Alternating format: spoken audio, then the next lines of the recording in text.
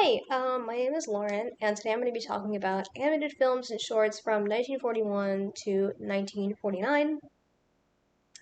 For the most part, this is World War II, and to keep the lights on, most, if not all, of the animation studios that were around were making propaganda films. It was really all they could do. They were low on staff, animators are getting drafted, things like that. So, to make money and to continue making revenue, they were going to make propaganda films. Disney makes a lot with Donald Duck specifically, and some of the other characters, but we have, Donald Duck gets drafted. Um, and with Minnie and Pluto, we have Out of the Frying Pan and Into the Fire, which were all very much about how you, the average American, can support the war effort and either, go fight the war or provide resources for making weapons, things like that. Retrospectively, it is very jarring to see these characters in propaganda films because that's Donald Duck.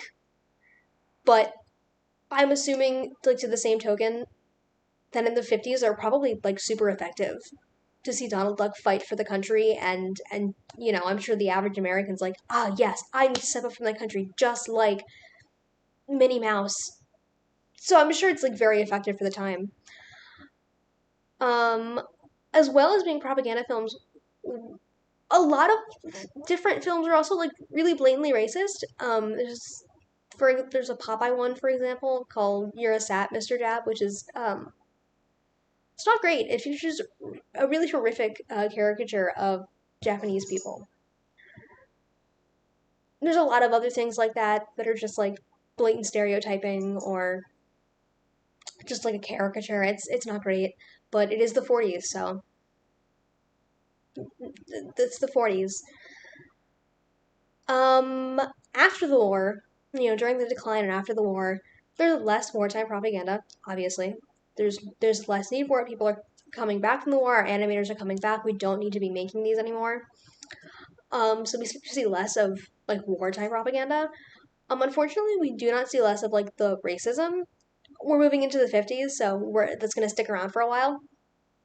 Unfortunately, but despite that, despite all of that. The 40s were a very interesting time for animation in general, and it was full of a lot of really classic cartoons that we now kind of hold near and dear to our hearts, at least I do, like Tom and Jerry and Looney Tunes. So there's that. Bye!